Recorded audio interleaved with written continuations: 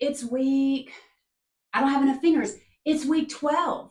You are coming to the end of your first trimester of pregnancy, and the majority of your baby's development is happening or has already happened.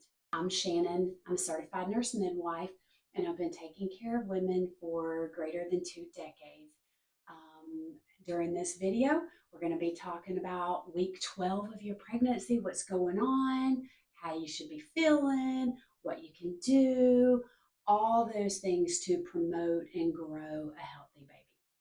Without further ado, let's get going.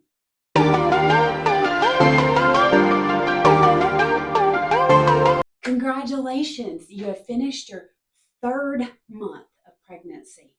That's a lot. You're growing a human. Congratulations. You're doing an amazing job. Little bit longer to go. So during week 12, your baby has done a lot. Your baby is now about 2 inches long, weighs about half an ounce. Most of the vital organ development is completed. Now things are just growing. Your baby's intestines start out outside of the body. They are now moving into the abdominal cavity where they will remain for the rest of your baby's life. Your baby's pituitary gland is beginning to make and secrete hormones. Your baby's bone marrow is going to start producing white blood cells so that your baby's immune system will begin to work and it will be able to protect itself from illness.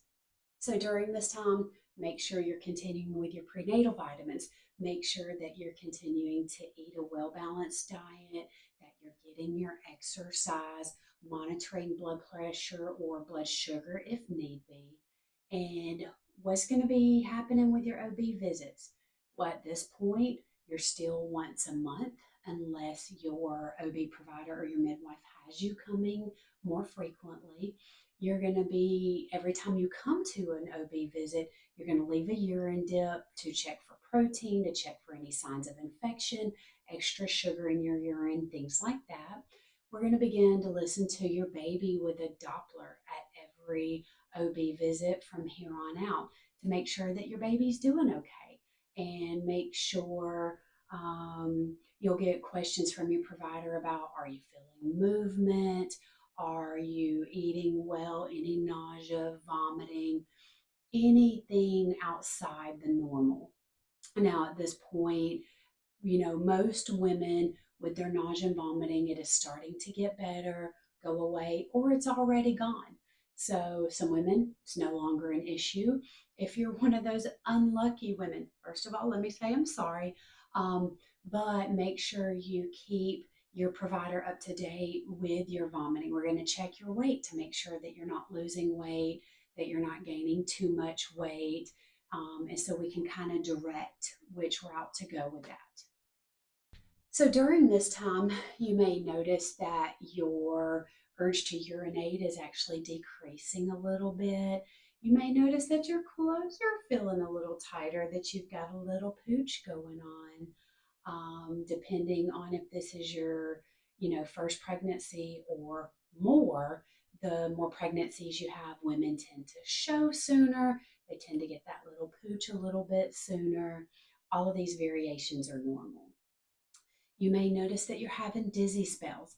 This can be just from hormone levels shifting, surging, falling, can be completely normal. Make sure that you're eating, that you're drinking. If the dizzy spells continue, you can sit down, you can put your head between your knees, you can do some deep breathing exercises. Move a little bit slower when you go from standing to sitting, to make sure that your blood pressure has time to kind of adjust. If you have high blood pressure, you're checking your blood pressures, you have diabetes, make sure your blood sugar isn't low. So just kind of stay on top of all those things. And if it continues, or you feel like it's outside of normal, or it's accompanied by any other symptoms like actually passing out, or your blood pressure is low or high, blood sugar is low or high, talk to your provider. Some women may notice that they are having a low sex drive. Um, Completely normal. Again, some women may be on the other end of the spectrum where it seems like they can't get enough. We don't know who's going to experience what. And either variation is completely normal, and sex is completely safe in pregnancy, barring you're having a completely normal pregnancy or you've had completely normal pregnancies in the past. If you are high risk or have a history of high risk pregnancies, sex may not be safe for you during this pregnancy. Talk to your provider. You may have an increased sense of smell. You may notice smells a little bit sooner. You may have food aversions, smells to foods cooking that previously didn't bother you before. Just try to stick with low odor foods. Maybe frying is going to produce a large amount of odor when cooking foods, so maybe switch to air frying, things like that to help decrease those smells, to decrease your aversion to them.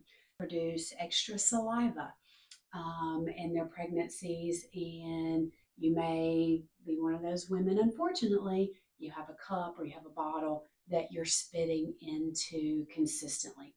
Sometimes nothing can be done about it. Lemon, lemon juice, lemon candies, kind of tart, sour candies can help decrease this. If it's excessive and you don't keep up with your hydration, it could lead to dehydration depending on how much you're spitting. Talk to your provider. I hope some of these tips were helpful. If you found anything helpful for you or someone that you know that may be pregnant, go ahead and drop a like and comment below. Share this video so that we can make sure that women are educated about what's going on with their bodies. I hope you guys have a great day, and I will see you soon. Bye.